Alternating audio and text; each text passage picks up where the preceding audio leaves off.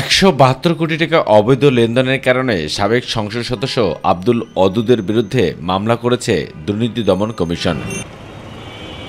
সংবাদ সম্মেলনে সংস্থাটির মহাপরিচালক আখতার হোসেন জানান, ৩৩টি ব্যাংক অ্যাকাউন্টের মাধ্যমে এই অবৈধ লেনদেন করেন তিনি।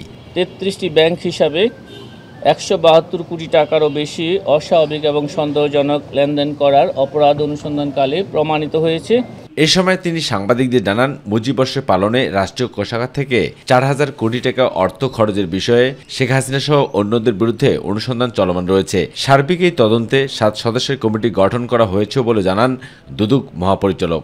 শেখ হাসিনা, সাবেক প্রধানমন্ত্রী এবং তার বোন শেখ রেহানা সহ অন্যান্যের বিরুদ্ধে রাষ্ট্রীয় কোষাগার হতে প্রায় ৪,০০০ কোটি টাকা ব্যয় করে শেখ মুজিবুর রহমান জন্মশতবার্ষিকী, মুজিববর্ষ পালন এবং শেখ মুজিবের ১০,০০০-এর বেশি মুরাল ও ভাস্কর্য নির্মাণ করে অর্থ অপচয় ও ক্ষতি সাধনের অভিযোগ সংক্রান্ত একটি অভিযোগ অনুসন্ধান চলমান রয়েছে।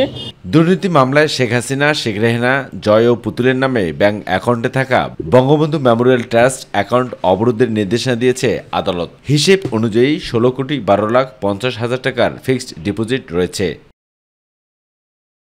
আর এছাড়াও শেখ হাসিনা ও তার পরিবার সদস্যদের বিরুদ্ধে ক্ষমতার অপব্যবহার ও অনিয়মের মাধ্যমে রাজুকের পূর্বাচল নতুন শহর প্রকল্পে প্লট বরাদ্দ নেওয়ার অভিযোগে করা মামলার অভিযোগপত্র গ্রহণের শুনানি আগামী বৃহস্পতিবার শুরু হতে যাচ্ছে।